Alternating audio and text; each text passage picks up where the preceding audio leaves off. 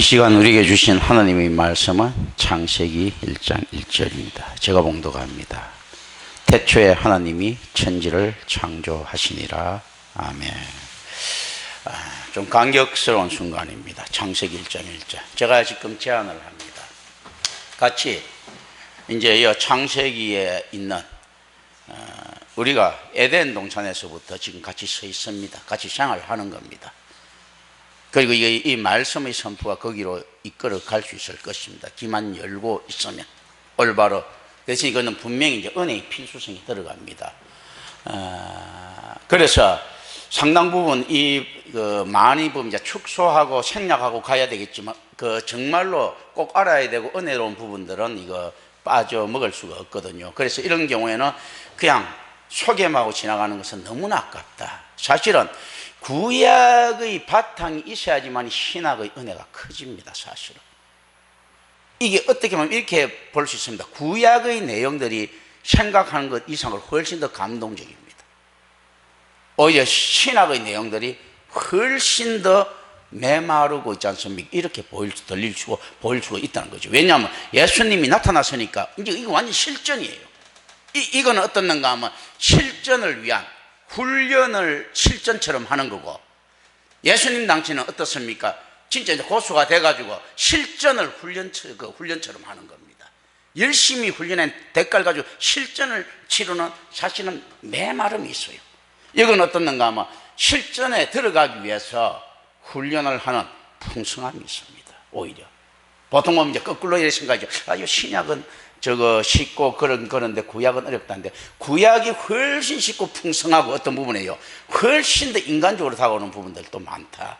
신약 자체가 훨씬 더 냉혹하고 냉정하다. 이건 완전 실전이니까 이건 그게 용서가 없는 겁니다. 구약에는 수도 없이 많은 용서의 사건들이 나타납니다. 신약에는 용서 자체가 없어요. 이거는 완전히 이제 실전이니까 지옥이냐 천국이냐 달려있는데, 이거는 천국 가는 법, 지옥 갈 수 없는 것을 갖다 더 많이 가르쳐주고 있기 때문에 다소 유한 부분이 있다. 그러니까 우리 생활하고 밀접한 관계가 있습니다. 자, 죄인들로서 우리가 여기 들어갑니다. 그리고 난 다음에 은혜 받은 자로서 길을 엽니다. 자, 태초에라고 하는, 오늘 본문에서 우리는 태초라고 하는 제시된 시간이 출발점, 그리고 하나님이라고 하는 궁극적인 실제, 그리고 천지, 즉 하늘과 땅이라고 하는 하나님에 의해 존재된, 즉 창조된 현상적인 우주를 보게 됩니다. 이 선포부터가 비논리적입니다. 비논리적이라는 말은요, 문법이 논리를 기반으로 해서 탄생했다고 봤을 때 비문법적입니다. 그렇기 때문에 우리는 비논리적이고 비문법적이니까 어떤가, 그런데 하나님께서 말씀하시는 거란 말입니다. 세상 사람들이 말하면 아유 저놈 저거 말도 안 되는 소리 하네, 듣지도 말자 가자 하는데, 하나님이 말씀 같았으면 어떻습니까? 비문법적이고 비논리적이기 때문에 어떤가 무슨 말 하는 거지 하고 귀를 기울이라는 겁니다. 툭 기울이는 거예요. 자, 우리 육하 원칙 있죠. 누가 언제 어디서 무엇을 어떻게 왜, 여기 위반되어 있습니다. 누가 할 때는 하나님, 언제 태초인데 이 시간도 불분명합니다. 태초라는 시간이, 이걸 가지고 우리가 생각을 합니다. 태초라는 시간이 창조된 시간인가, 원래 있었던 시간인가? 시간이 우리가 해와 달의 진행, 지구의 운행에서 형성된 시간이라면 창조된 시간입니다. 그런데 시간이라는 개념이 하나님의 진행과 관계에 있었다면 이 시간은 원래부터 있었던 거예요. 그렇다면 이 시간은 어떤 겁니까? 원래부터 있었다면 이 시간이 하나님이다, 이 이야기입니다. 스스로 있었던 자니까. 그게 뭔가 하면 하나님이, 자, 말씀은 하나님이시다. 말씀 이꼴 하나님 아니에요. 하나님이 속성이거든요. 사랑은 하나님이시다. 하나님 이꼴 사랑 아닙니다. 하나님은 사랑보다도 크고 말씀보다도 크신 분이시죠. 그럼 어떤, 이게 하나님이 진행하는 것을 시간으로 봤다면 시간 이꼴 하나님이 아니고 시간 하나님의 속성일 수도 있다. 어디서 할 때 없습니다. 공간이 없었던 장소니까. 그러면 하나님의 존재 자체를 공간으로 볼 수 있는가, 비공간으로 볼 수 있는가라는 우리 생각을 가집니다. 하나님 자체가 공간이라면 공간 이꼴은 하나님입니다. 그래서 하나님 이꼴 공간 하면 안 됩니다. 하나님은 공간보다 크신 분이죠. 그건 무슨 말인가 하면 이제 여기서 생각을 합니다. 우리가 이야기했을 때 언제 태초라고 하는 것은 창조의 시간이었기 때문에 우리가 보는 시간은 창조된 시간이기 때문에 실제 태초라는 자체가 태초 이전에 하나님께서 천지를 창조한 거예요. 태초가 창조됐는데 동시다발적인 사건을 갖다가 제안하는 부분이 있고, 하나님이 운행하는 시간을 태초라고 보면 어떻습니까? 태초에 했을 때 하나님이 시간이 창조 안에 들어온 인카네이션입니다. 이 두 개를 같이 생각합니다. 이제 이런 포기사 성경을 쫙 볼 수 있는 거예요. 그러니까 누가 하나님이 언제 태초에 하나님이, 그러니까 참 인카네이션을 되니까 하나님이 탁 나타나는 겁니다. 태초에 하는 하나님이 시간이 뚝 들어보니까 하나님이 천지를 어디서 없습니다. 어디서 없는데 이 공간이 없었다고 하더라도 하나님이라고 하는 공간이 실질적인 유라고 하는 공간이 물을 창조하시고 들어왔다라고 이야기할 때 우리는 무엇을 생각해야 됩니까? 교회 공동체라는 공간이 원래 있었던 것인가 했을 때 없었던 공간이에요. 그리스도의 몸된 공간이거든. 그러니까 교회라는 공간이 창조된 것이 아니고 들어온 거예요. 그러니까 교회라는 공간은 어떤 공간입니까? 할 때 이 없는 공간이에요. 교회는 언제부터 있었습니까? 창조 순간부터 있었던 거잖아요. 그러니까 어디서 했을 때 교회를 생각해야 됩니다. 하나님이 거룩하심을 나타내는 그리스도의 몸된 교회. 교회라는 것은 삼일체적 교회라고 했지, 하나님 나라의 백성, 그리고 그리스도의 몸, 성령의 전이죠. 그러니까 하나님은 어디서 창조했는가 했을 때는 실질적으로 이제 이론적으로 이거 의미로 가져가야 됩니다. 교회에서 창조하신 거예요. 그래서 하나님께서 신실하신 분이죠. 교회에서 창조하신 그 하나님은 언제나 교회에서 창조합니다. 그렇기 때문에 재창조가 어디서 일어났냐 할 때 교회에서 일어납니다. 교회밖에는 구원이 없는 거죠.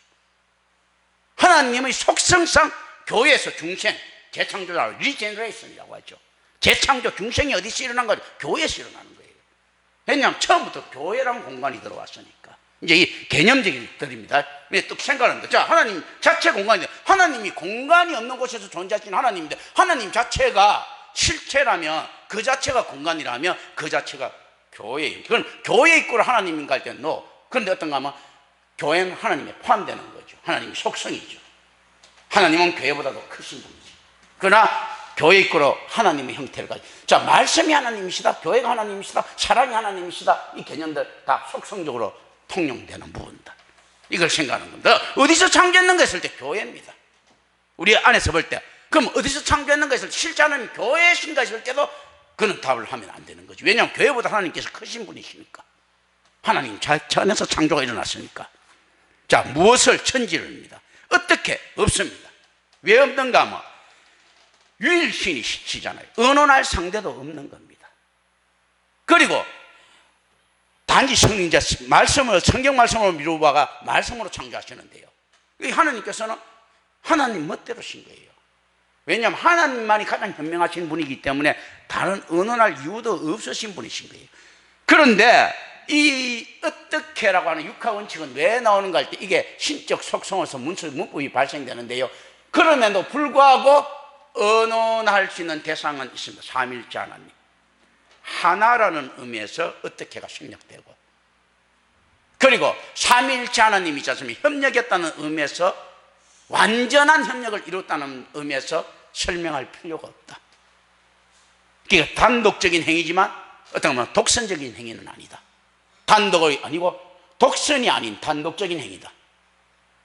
단독적인 행위시고, 그리고 또 어떻는가 하면 단독적인 행위시지만 어떻는가 하면 협력한 사이다, 협동된 사이다는 이 개념들 왜 없습니다. 왜냐하면 하나님께서 존재 창조에 대한 궁극적인 원인과 이유가 되시기 때문입니다. 자, 그리고 우리는 고백을 합니다. 무로부터 창조했습니다. 크레아티오 엑스 니힐로라고 이야기하는데, 과연 그런가 했을 때 그렇습니다. 진료에 의해서는 무. 그런데 진짜 과연 그런가 했을 때 그렇지 않죠. 말씀이라고 하는 진료들이 사용되더라. 그러니까 우리가 무로부터 창조라고 했을 때요, 교리적으로 가져가 가지고 도식적으로 가져가면 곤란하다는 이야기예요.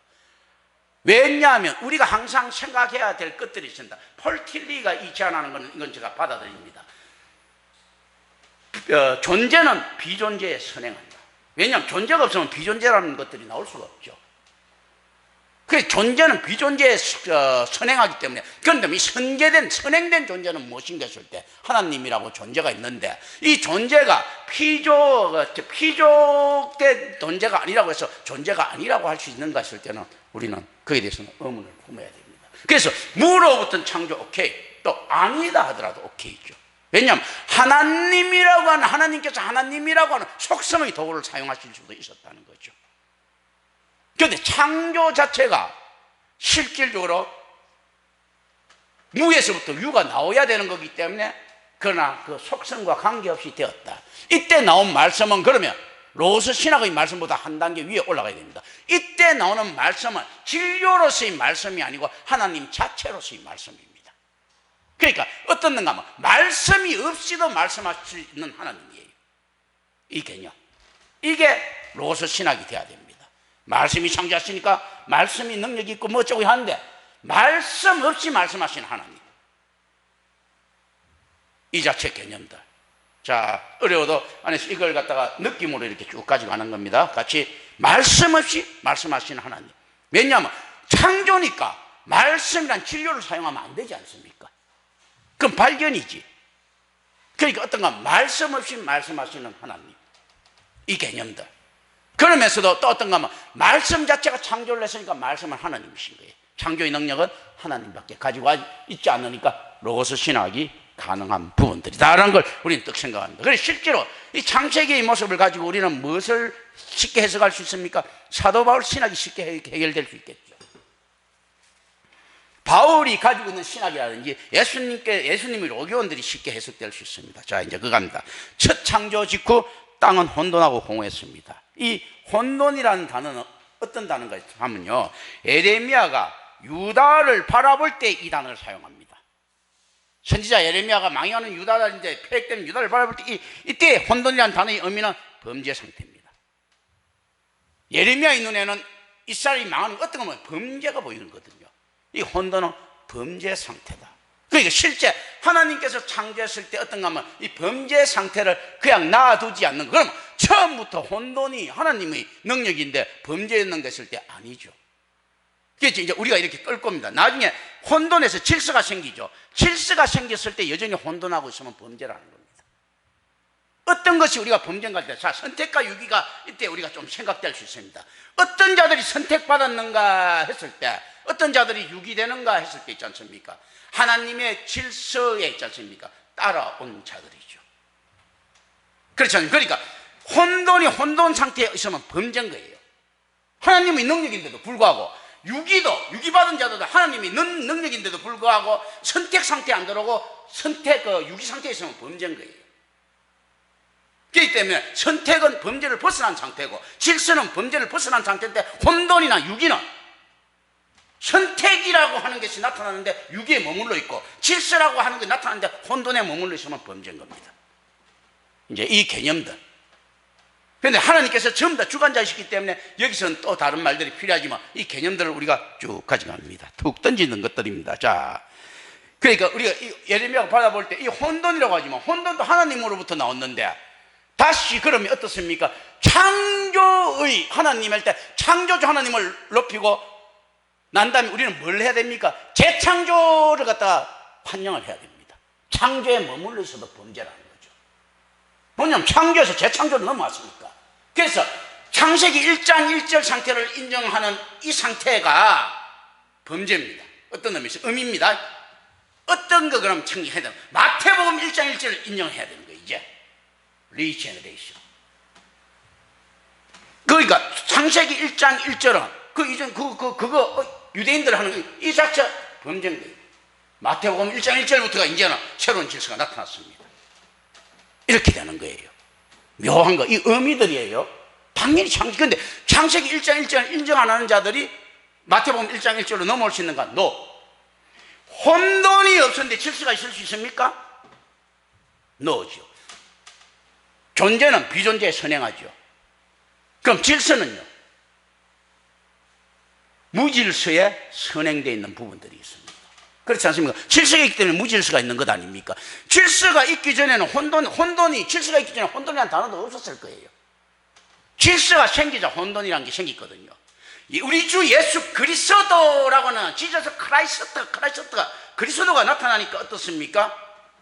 이 안에서 새로운 질서가 생겨난 겁니다. 이게요. 그러니까 구세주 예수가 나타난 겁니다. 태초에 하나님이 천지를 창조하시느라 할 때 누가 우리를 구원하는지 불분명했습니다. 그래서 야훼가 구속주라라는 이 근거가 없는 거예요. 엘로힘 할 때 구세주 있지 않습니까? 포함하고 있다 하지만 이거는 굉장히 먼 이야기들이에요. 근데 예수가 그리스도시다라고 이야기를 하면서 더욱더 명확하게 나오는 순간 어떻습니까? 태초에 하나님이 천지를 창조하시니라 이 질서에서 이 질서로 바뀌는 겁니다. 혼돈이란 질서가 필요 없었던 것이 아니고 질서라고 하는 있지 않습니까? 이 질서를 위해서 혼돈이 존재했듯이 이것도 이렇게 존재하고 있다. 이 개념들. 자, 이제 갑니다. 이게 성경이 나아가는데 계속 앞으로 천성을 향해 나갈지 할 때 이게 계속 나아가는 성도의 철로 역정을 이야기하고 있습니다. 그러니까 얼마나 많은 것을 벗어나야 되는가 했을 때는요, 이 부분까지도 건너야 되는 겁니다. 그래야 이제 복음에 들어갈 수 있는 거거든요. 그래야지만 임마누엘 교회 같은 설교가 나오는 겁니다. 자, 토우할 때 황량한 두 가지 주요 의미를 가지고 있습니다. 하나는 헛된 일입니다. 다른 하나는 여기서처럼 혼돈, 무질서다. 그게 실제 어떻는가 하면요, 하나님께서 창조하신 세계가 어떤 상태입니까? 헛된 일 상태든지 여기처럼 혼돈 무질서 상태입니다. 묘한 게, 자, 그렇다면 하나님이 무익하게 창조했습니까? 했을 때요, 하나님께서 만약에 헛된 것처럼 보이는 있잖아요. 토우한 것을 황량한 것으로 창조하지 않았을 것 같으면 이 세상은 하나님의 능력이 없어도 돌아가게 돼 있어요. 그렇게 된다면 많은 사람들이 우리가 옛날에 지금 신학자들 이야기 하나님께서 세상을 창조하고 난 다음에 더 이상 관여하시지 않는다라고 하는 이런 잘못된 신학의 오류에 지금 빠져 있는 사람들이 많죠. 이거 틀린 거죠. 왜냐하면 이 땅은요 토하게 된 거예요. 이 땅 자체는 뭔가 황량합니다. 헛된 일이고 여전히 하나님의 도움 없이는 살아갈 수 없는 땅을 지칭하고 있는 겁니다. 묘하지 않지만, 그럼 질서는 어떻게 됐는가 했을 때요, 질서 자체가 이야기하듯이 질서라는 것도요 놔두면 무질서가 되는 이야기들입니다. 질서라는 것은 주관자가 있어야 되는 거예요. 황량한이라는 것은 어떻습니까? 헛된 일이나 혼돈 무질서라면 이 토우가 그렇다면 어떤 거면 이걸 벗어날 수 있는 무슨 능력이 들어와야 되는 겁니다. 무엇이 필요합니까? 여전히 창조주의 능력이 필요하다는 이야기입니다. 언제까지요? 이 땅이 한에 있었으나 그런 거거든요. 자, 그래서 이게 황량하고 혼돈하고 무질서들이 무엇을 나타내는가 하면요, 하나님이 처음부터 필요합니다라는 걸 나타내는 겁니다. 그런데 아담과 하와가 나중에 선악과 따 먹을 때 어떤 짓거리를 합니까? 이놈들이 자기가 선악을 판단하려고 했지 않습니까? 그런데 하나님께서는 처음부터 어떻는가 하면요, 내 능력이 필요하다는 거예요. 내 능력. 나 왕따 시키지 마. 지금 이야기하시는 거예요. 토우, 황량하다는 걸 통해서 황량해. 그리고 무엇이 있어라 무엇이 있어라 질서를 이야기하자면 질서라는 것도 어떻습니까? 내가 질서를 움직여야 돼. 자꾸 하나님께서 우리한테 개입하시려고 했지 않습니까? 자꾸 안에서 나 좀 끼워줘 이렇게 말씀하시고 계시는 개념이다. 이게 황량한 이야기들이죠. 그죠? 그래서 이 단어는 토우, 황량하다는 이 단어는 사람이 길을 잃으면 죽게 되는 전임미답의 사막에 주로 사용하는 단어입니다. 어떻습니까? 그렇다면 길을 잃지 않게 하는 이정표가 필요한 거죠. 율법이라는 이정표, 복음이라는 이정표들이 필요하다는 이야기들입니다. 이러한 무질서는 창조 사역이 완성되었을 때 그 특징을 이루는 질서와 정반대되는 개념이다. 자, 이쯤에서 제가 안에서 답을 구하지는 못하겠지만, 대답 듣지는 못하겠지만 묻습니다. 이런 식으로 성경의 첫 장을 열고 설교하는 거 한 번이라도 들어본 적 있습니까? 이 개념도 없는 놈들이 어떻게 성경을 해석할 수 있습니까? 다들 내가 보면 지가 보험들이지. 이 개념들 한번 보십시오. 얼마나 하나님 안에서 얼마나 이게 딱딱딱딱딱 비문법적인 게 가장 논리적이지 않습니까? 얼마나 논리성 있게 들어갑니까? 자, 비문법적이고 비성적이라죠. 근데 어떻습니까? 초이성적이죠. 초논리적이죠. 초문법적이죠. 딱딱 맞아 떨어간. 이래야 하나님의 문법이 완성되는 겁니다. 창세기 1장에서 2절은 세상이 캄캄하고 물에 잠겨 있으며 동시에 하나님의 신비로운 영이 그 무리를 운행했다고 묘사하고 있습니다. 그리고 이런 루아의 활동을 묘사하고 있는 겁니다. 루아, 하나님이 후분 루아 영 있지 않습니까? 후분 이 루아 있지 않습니까? 이걸 묘사하고 있는데요, 이 동사 운행하시니라라는 말의 동일한 어근이 시리아어에서는 어떻게 사용되는가 하면요, 보를 위해 둥지를 나지키 덮다, 또 혹은 알들을 품다라는 뜻으로 사용되고 있음을 우리는 알 수 있습니다. 이걸 연구해 보면요, 운행하시니라 할 때요, 그리고 우가릿어에서 그 단어는요, 날 수 있게 되기 전에 새끼를 맴돌고 있는 독수리의 행동을 묘사하고 있습니다. 그럼 이 행동들이 뭡니까? 보호의 부분들을 가지고 있어요. 그래서 우리 안에 암탉이 병아리를 모으듯이 하는 이 개념들 있지 않습니까? 이 안에서 운행하시니라 하는 이 개념들이 같이 들어가고 있습니다. 그리고 우리가 이렇게 이야기하죠. 하나님께서 간섭하시는 하나님, 우리보다 우리를 더 잘 쓰시는 하나님, 이렇게 할 때 어떻습니까? 이게 뭔가 하면요, 혼돈과 공의에 있죠, 루아가 운행하는 모습들이에요. 그래서 우리가 범죄 상태에서 혼돈과 공의에서 있습니까? 그러면 하나님이 영이 있잖아요. 여기 운행을 해야 돼요. 그래서 실제 구약에서 구원의 개념이 뭔가 하면요, 자, 어떤 적의 습격을 받아서 지새끼가 있는데 뱀이든 뭐지 새끼 이걸 갖다가 알이가 딱 삼키려고 할 때 갑자기 독수리라든지 매가 날까 지새끼를 딱 치고 나가는 겁니다. 가져가는 개념들. 그게 실질적으로 문학 서적에도 있고요, 성경에도 또 그 안에서 그런 형태들이 나옵니다. 모세가 유다서에 보면 마귀 새끼들하고 이제 그 영혼을 뺏기려고 하고 있을 때 결과적으로 하나님이 천사가 와서 딱 채 나가죠. 이런 모습들. 저 혹시 파우스트 책을 갖다 많이 읽었는지 몰라도 메피스토 펠레스가 파우스트 박사한테 영혼을 사고 난 다음에 그 영혼을 취하려고 하니까 이 하나님을 부르고 파우스트의 영혼을 갖다 하나님이 데리고 가죠. 탁 채가는 모습.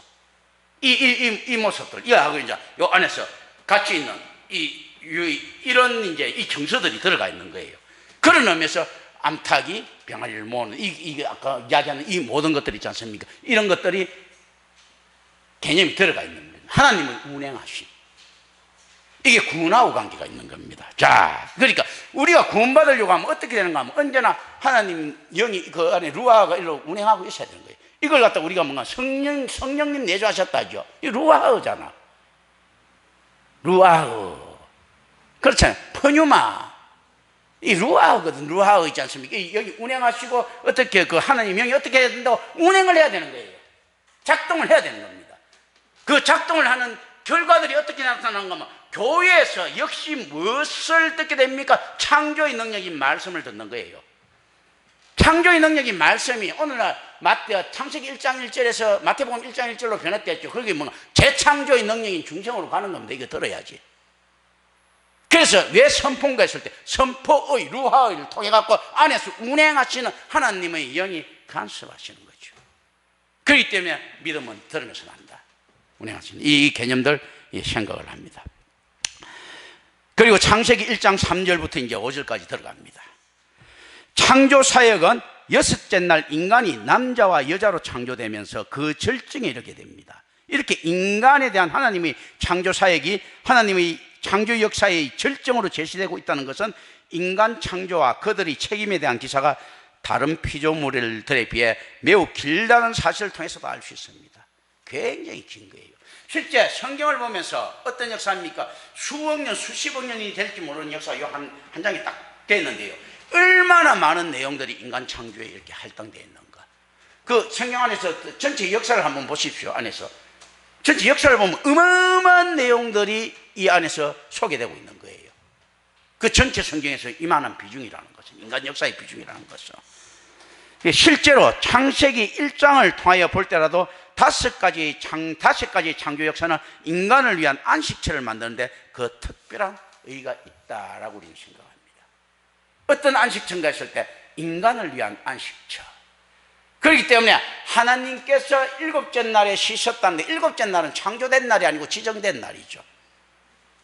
그 묘한 개념들이 발생되고 있습니다. 그런데 실제 이 안식의 개념이 어떻는가 하면 우리 인간들하고의 교제와 관계가 있는 거예요.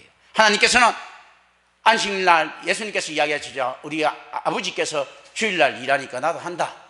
그건 뭡니까? 안식일에 재창조의 일을 한대. 재창조의 일은 누구와의 교제입니까? 성도와의 교제입니다. 그렇다면 우리는 안식일날 어떻게 합니까? 하나님과 교제하는 역할을 하는 거예요. 그래서 안식일날은 어떤 날짜라든지 시간 이런 걸 갖다 바리새인들이 이야기했다시피 그런데 집중되어 있는 것이 아니고 내가 하나님의 은혜를 받아 구원받는 거예요. 그날이에요.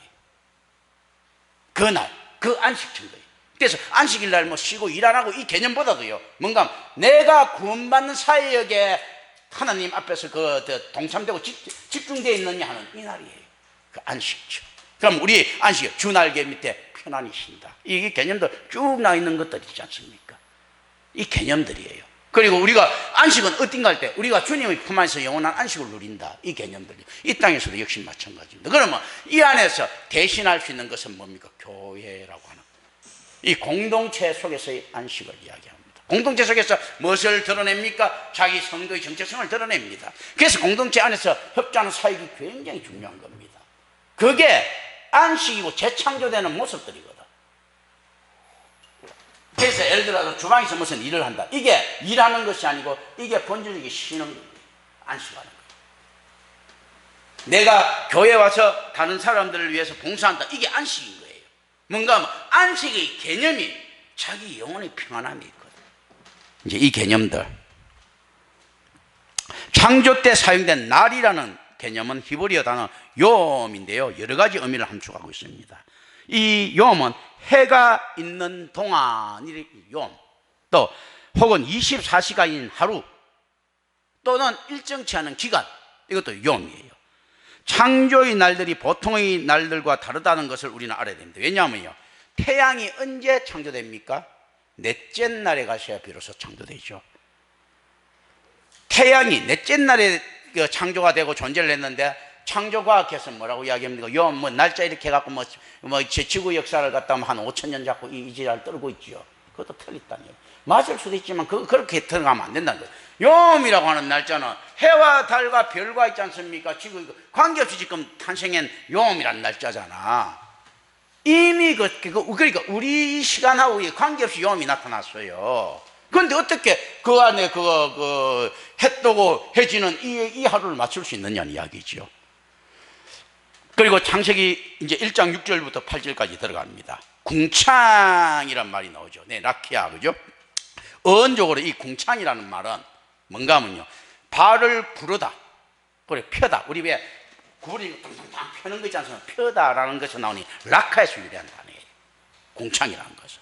그러니까 출애굽기 39장 3절에서 나타나고 있는 이 단어에 대한 의미를 문맥적으로 살펴보면요, 망치를 쳐서 펴다를 의미하고 있다는 것을 발견할 수 있습니다. 자, 이제 몇 장 몇 절한 거는 여러분들이 찾아보세요. 그것도 유튜브 듣고 찾아보든지. 왜냐하면 이거 좀 이렇게 그래도 될 수 있는 대로 좀 빨리 나가주기를 제가 원하기 때문입니다. 전체 성경을 다 보려고 하면 땅땅땅땅이 펴는 거예요.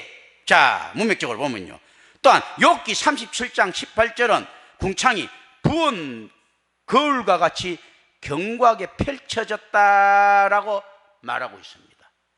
탁 부어버린 거울같이 견고하게 쫙 펼쳐지는 것. 보고 이러한 모든 표현은 펴다라는 의미를 독자들에게 전달하고 있습니다. 그래서 이걸 가지고 우리가 뭘 갖다가 궁창이라고 하면요, 잘못된 것을 바로잡고 계시는 하나님의 모습을 연상시키고 있는 부분들이 있습니다. 그리고 하나님의 뜻에 대한 전달을 펴고 있는 모습을 또한 연상시키고 있습니다.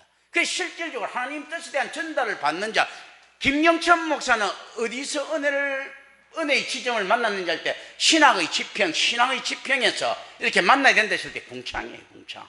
제가 아마 MDB 1학년 때 받았던 그 우주가 밀리어 오는 듯한 그 은사 같은 경우는 아마 이 궁창의 모습일 거예요. 노아의 홍수가 어떻게 발생되는가 할 때 그 궁창이에요. 궁창이라고 보면 하나님의 무기창고가 있는 곳으로 연상됩니다. 벼락, 번개 이런 거 있지 않습니까? 이런 것들이 물 이런 비 같은 거 있지 않습니까? 우박 이런 것들이 있는 이런 장소들을 연상시키고 있어요, 궁창이. 그렇다면 그 안에서 은혜라든지 하나님께서 우리를 지켜주시고 있는 이런 모습들을 가지고 있습니다. 그러니까 펴고 있는 이 모습들을 가지고 있다. 그래서 실제로 어떻는가 하면 하나님 안에서 저 너무너무 가지 못하니까 궁창이 우리를 만날 수 있는 부분인데요, 이스라엘 사람들에게 라키아는요 엄연히 존재하고 있습니다. 그리고 파란색을 띠고 있어요. 그래서 우리 하늘색 보면 파란색, 뭐 라키아 이 개념들 있지 않습니까? 어쨌든 간에 파란색을 띠고 있고, 그것은 우리의 시각으로 볼 때는 구조적인 실체가 아닐 수 있지만 이스라엘 사람들이 시각에서는 기능을 통해서 표현되고 있는 구조적인 실체로 다가오고 있는 부분들이 분명히 있었다. 이 라키아를 궁창으로 번역하는 것은 이건 너무 큰 좀 오류 아닌가 저는 생각을 합니다. 할 때는 이제 라키아 있잖아요. 그러니까 이스라엘 사람들이 실체가 있는 거예요. 하늘 위에 물이라는 표현에서도 증명되듯이 라키아의 기능은 날씨를 통제하는 것입니다. 날씨를 통제하는 것. 우리가 궁창이라고 뭐 대기를 갖다 하면 궁창이라든지 뭐든지 할 때 날씨 통제하는 게 이거죠. 근데 거기서 뭔지 모르지만 날씨가 발생하죠. 벼락 막 음연 뭐 양연 하면서 뭐 발생하고 막 이렇게 하죠. 근데 실제로 보세요. 통제의 모습들을 가지고 있지 않습니까? 날씨를 통제하는 것이에요. 그리고 나중에 알게 되지만 이 날씨라는 것은 뭐하고 관계 있는 줄 아십니까? 교회력하고 관계 있어요. 교회력. 그 날씨를 통제한다는 것은 어떻는가 하면요, 하나님의 사람에 대한 은혜 있지 않습니까? 받는 이거 잘잘못을 통제하는 기능하고 닮아 있는 것이죠. 나중에 모아딤 해갖고 나올 때 내가 설명을 하겠지만, 그래서 이제 모아딤은 있지 않습니까? 이 교회력을 이야기해요. 이 계절. 날씨 통제가 계절이 되는 것 아닙니까? 춥고 덥고 하는 거. 이 궁창이 그걸 가지고 있는 거예요. 자, 이제 그 의미. 그래서 실제 이런 의미를 가지고 고대 세계에 들어가서 이야기를 할 때 성경을 볼 수 있을 것인데, 오늘날 과학 정도가 이거 이야기할 수 있습니까? 훨씬 더 이들의 사고가 발달되어 있잖아, 과학보다도요. 훨씬 더 진리에 가깝고 신적 사고에 가깝고. 그런데 이걸 신화라고 이야기하고 있죠. 착각하고 있는 겁니다. 자, 그러니까 궁창의 라키아의 기능은 날씨를 통제하는 것. 그리고 오늘 본문의 의도는 무엇인가 했을 때 궁창의 기능을 전달하는 데 있습니다. 모든 것이 이게 해와 달, 이게 천지창조부터 전부 다 안에 기능을 이야기하고 있어요. 그럼 인간은 어떤 존재인가 했을 때 하나님 앞에서 첫째로 기능적인 존재입니다. 생육하고 번성해야 될 존재인 게 기능이에요. 해와 달, 빛 비추고 기능적인, 지금 기능을 이야기하고 있는 거예요. 우리가 전자제품 살 때 어떤 뭐가 있습니까? 무슨 기능, 이렇게 기능을 보고 사지 않습니까? 하나님께서 이 기능에 맞게 니들이 행동했을 때 이걸 뭐라고 이야기합니까? 진짜 질서라고 이야기하지, 기능에 맞게 하는 거. 그래, 궁창의 기능을 지금 이야기하고 있는 거예요. 왜 이 기능이야 할 때, 기능이라고 하면 너무 기계적 아닌가 할 때, 그것이 아니고 이게 무엇을 이야기하는 게, 이 기능이라고 할 때 하나님 뜻에 순종해서 톱니바퀴 물리듯이 돌아가고 있는 세상의 질서 아니겠습니까? 그래서 기능이 그만큼 중요한 것입니다. 우리가 로봇 만들 때도 기능 만들려고 하잖아. 그렇지 않습니까? 자, 근데 이것하고는 전혀 다른 개념이에요. 안에서 이 기능을 전달하는 데 있다. 즉 하늘은 피조물이다. 따라서 하늘은 그 자체로 숭배의 대상이 아님을 성경을 기록하고 있습니다. 야, 피조물이야 하늘은. 그런데 옛날에 하늘님이요 비나이다 하죠. 이거 안 된다는 거야. 지금 모세가 지금 이걸 적을 때 전부 다 거짓하고 있었을 것 아닙니까? 바로는 태양신한테 빌고 있었을 거고, 저거 수메르 문명은 달신 난나나 달신 신한테 빌고 있었을 것 아닙니까? 그리고 그 고대 근동 지역에서는 폭풍신 엔닐한테 빌고 있었을 것이고, 이거 안 된다는 거야.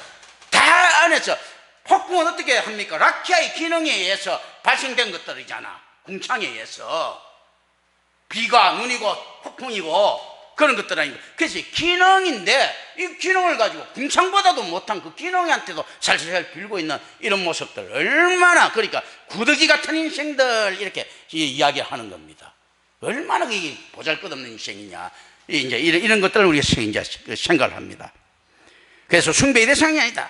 자, 이거 창세기 1장 14절부터 19절까지 들어갑니다. 본문 말씀에서는 해와 달과 별들의 창조가 나타나고 있다. 그리고 해와 달과 별들의 창조는 모든 창조 중에서 사람의 창조를 제외한 어떤 것보다도 더 길게 서술되어 있다는 것을 우리는 알 수 있을 것입니다. 그런데 왜 이랬을까요? 이때 해와 달과 별들은 무엇이 대상입니까? 미신의 대상이죠. 그러니까 사람들이 여기에다 인격체를 부여했던 거예요. 사람보다 더 큰 가치를. 그러니까 어떻는가 하면 더 많은 설명을 하는 겁니다. 이렇게 천체에 대한 장한 서술은 천체의 창조가 사람을 제외한 다른 어떤 것보다도 특별한 중요성을 지니고 있었다. 오케이. 즉 우상숭배의 요인이 되고 있었던 천체들에 대한 경각심을 일깨워주기 위해서 창세기 기자는 천체들의 기능에 대하여 나름대로 집중적인 또 서술을 하고 있습니다. 중요한 역할 맞다. 그러니까 니들이 혹할 만토하다. 뭔가 위대해 보이기도 하다. 니들이 살고 있는 땅이 대단해 보이기도 하다. 그런데 혹하지 마라.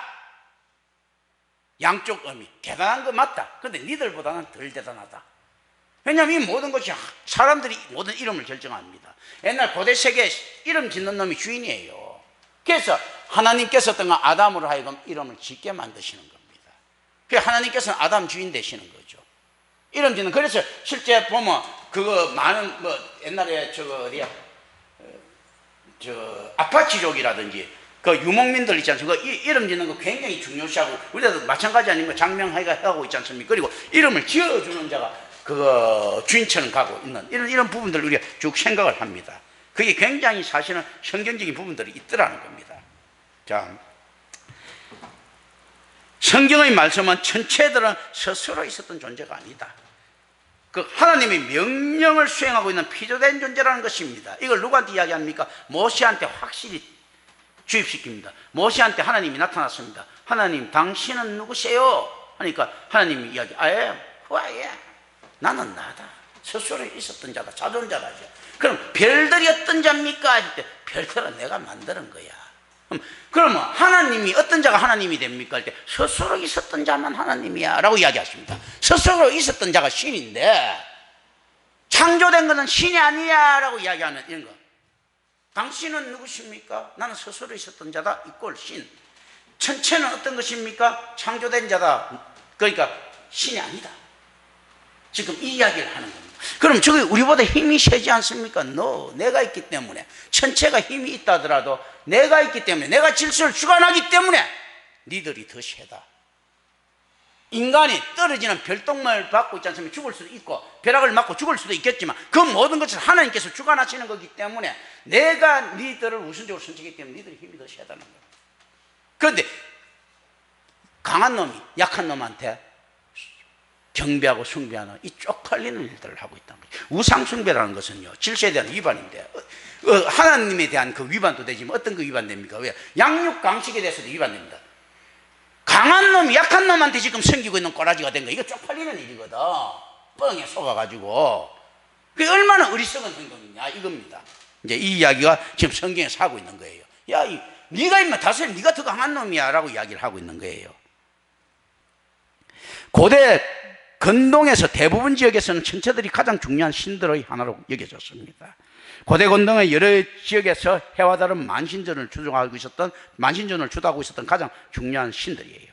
그리고 별들은 종종 인간의 운명을 지배한다고 생각하고 있었습니다. 우리 옛날 코미디에 별들에게 물어봐 이렇게 하지 않습니까? 그 별점도 있고 그렇죠.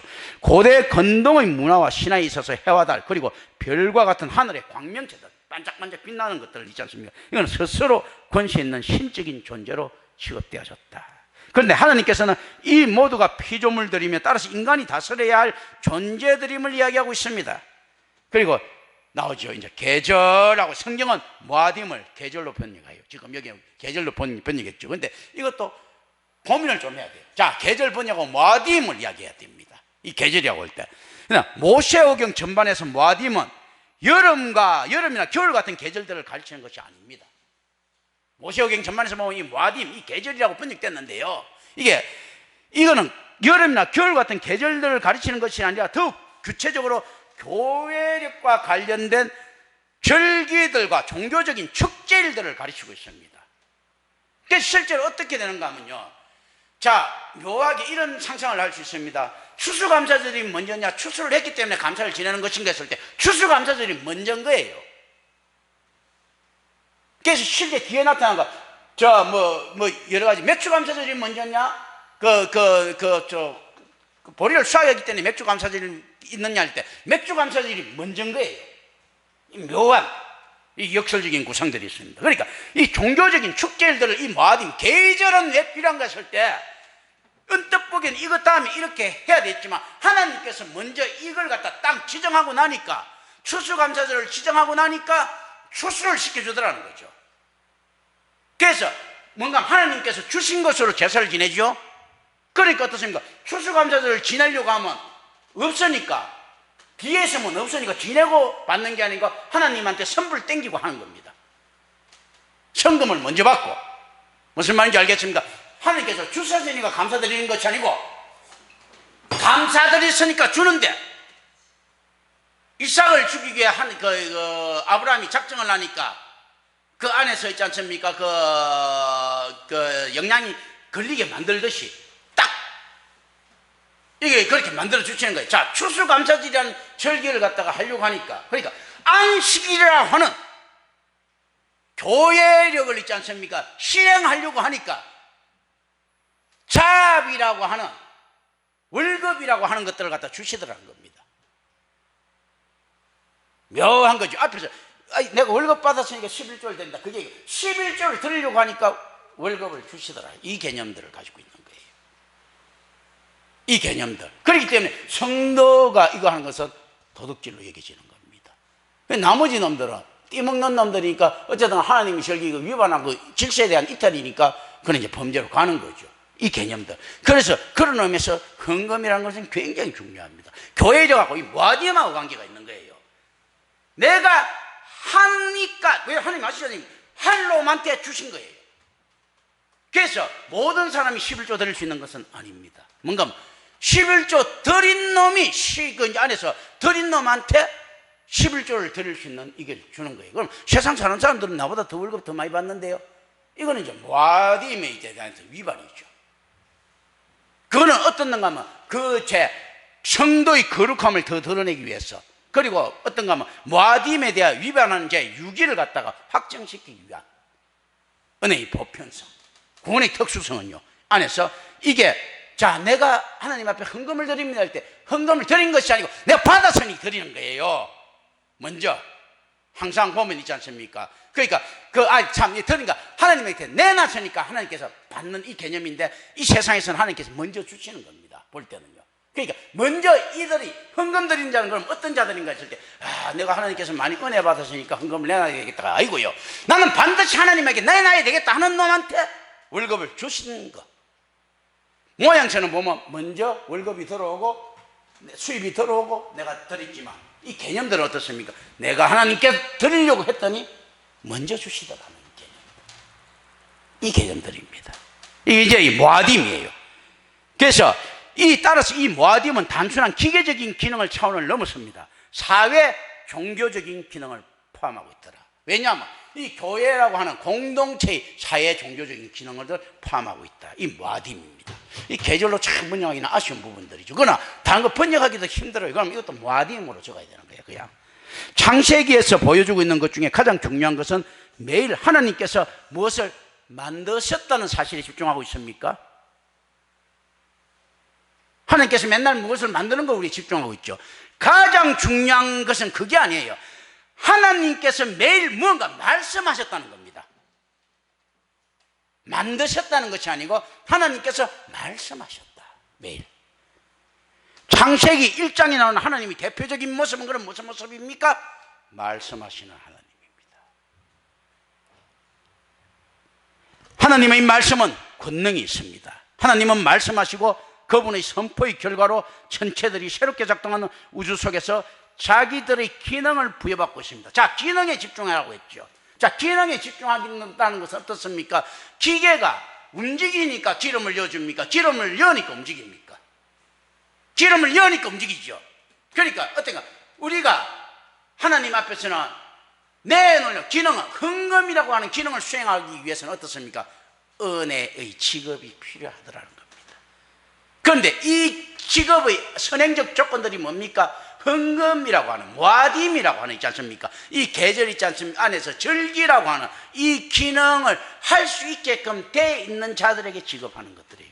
그래서 하나님의 은혜의 보편성과 구원의 특수성이 가지는 이 부분들에 대한 직업은 분명히 차이가 있는 것이다. 헌신 마찬가지입니다. 어떤 자가 헌신하는가 했을 때요, 헌신하려고 하는 사람한테 헌신할 동력을 주신 겁니다. 먼저 헌신하도록끔 돼 있는 거예요. 그리고 동력을 주니까 쪼르륵 하면서 헌신을 하는 겁니다. 세상에 이런 것들.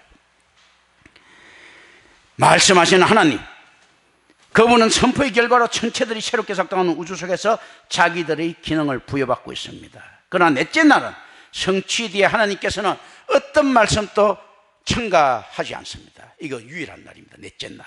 이러한 하나님의 말씀의 생략은 해와 달에 대하여 신이라는 의미를 암시하는 것을 피하기 위한 계획적인 시도일 수도 있다.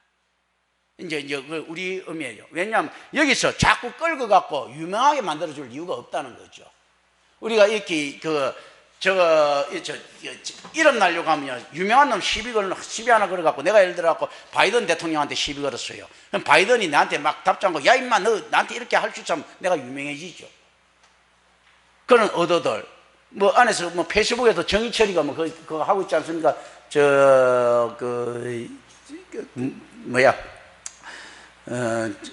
정의철이가 뭐 모든 사람들 막 시비 걸고 막 이렇게 하죠. 이동준 목사 맞지, 그죠? 그렇게 하면, 근데 그걸 안 해준다는 거예요. 하나님께서 생략하는 거 있지 않습니까? 이 자꾸 그렇게 해갖고 유명해지면 사람들이 착각할 수 있다. 그래서 오히려 이제 생략하고 있는 부분들이 있다라는 겁니다. 그리고 창세기 1장 20절부터 23절입니다. 본문에서 큰 바다 짐승들로 번역된 탄니, 이게 바다 괴물이라는 의미예요. 탄니는 세상 사람들이 두려워할 수 있는 거대한 힘을 가진 상징적인 존재의 모습을 드러나고 있습니다. 따라서 인간은 이러한 탄닌의 모습을 가지고 항상 우상으로 발전시킬 가능성이 있는 그 무엇을 우리는 연상해야 된다. 이 탄닌의 모습에서 우리는 최초로 무엇을 만날 수가 있습니다. 탄닌처럼 보이고 싶어하는 라멕을 만나죠. 그래서 탄닌처럼 소개되는 네피림을 만나죠. 이런 거 오늘날 거대한 경제력이라든지 이런 것들, 그리고 핵이라든지 모든 게 그런 게 다 될 수 있습니다. 탄닌하고 이것도 이제 우상화되는 것 있잖아요. 과학이라고 하는 거대한 탄닌을 우리가 가지고 있지 않습니까? 이제 이게 바다 괴물, 이게 바다는 어떤 혼돈을 상징하고요, 어둠을 상징하고 이렇습니다. 여기서 탄생되는 것들이에요. 안에서 10년의 바다를 보이지 않는 곳에서 올라오는 것들, 과학이 보면 창조하는 것처럼 보이죠. 발견인데 보이지 않고 막 바다에서 막 올라오는 것처럼 있지 않습니까? 이 거대한 것들이, 생각지 못한 것들이 안 보이는 곳에서 막 올라오는 것처럼 보이니까 신처럼 존중받을 수 있다라고 생각하는 거죠. 갑자기 오늘도 마찬가지 아닙니까? 오늘날 불과 몇 년 전까지만 하더라도, 한 10년 20년 전까지만 하더라도 이재명이나 윤석열이 따위가 있지 않습니까? 크게 인물 될 줄 알았겠습니까? 그런데 실질적으로 이 탄이 올라오는 거 갑자기 쑥 쏟아 올라오는 거예요. 그리고 숭배하는 놈들이 막 나타나죠. 보면 이런 모습들, 그렇지 않겠습니까? 이런 거, 이제 이런 모습들을 다 가지고 있는 겁니다. 테슬라 같은 놈이 오늘 나타날 줄 어떻게 알았겠어요? 하버드 대학 처음에 초창기에 다녔을 때 빌 게이츠 같은 놈들이 나타날 줄 어떻게 알았어요? 탄닌처럼 쑥 올라오니까 사람들이 우와 하고 열광합니다. 와, 빌 게이츠 말이야, 야 컴퓨터 만들고, 와 테슬라 전기차 말이야, 막 이렇게 이야기를 하죠, 그죠? 막 스필버그 말이야, 와 저런 영화를 만들어. 탄닌들이 쫙 나타났을 때 거대하게 푹 나타나면 이게 숭배의 모습들을 항상 가지고 있습니다. 갑자기 이런 모습들을 안 된다라는 겁니다. 그리고 이제 의미를 가져가야 되는 것들입니다. 자, 창세기 1장 24절부터 이제 31절까지 이제 1장을 끝내는 건데요. 하나님께서는 자신의 형상을 따라 사람을 창조하셨음을 언급하고 계십니다. 이때 형상으로 표현된 히브리어 첼렘은 물질적인 외형을 갖춘 조각상의 의미가 아닙니다. 그러니까 물질적인 형태를 띤 대리자의 의미예요. 그래서 우리가 청지기라고 하죠. 첼렘 자체가 청지기 개념이죠. 대리자 의미예요. 예수님에서 불현듯 나타난 게 아니고 이 첼렘 자체가 물질적인 형태를 띤 대리자의 의미. 아까 무엇에 집중되어 있다고요? 기능에 집중되어 있는 거예요. 인간의 기능. 인간의 기능은 뭡니까? 대리자, 청지기잖아요. 따라서 이 형상은 그 형상을 지닌 자에게 그 형상이 대표하는 자의 속성들을 반영하는 능력뿐만이 아니고 그분 대신에 행동할 수 있는 능력이 제공됩니다.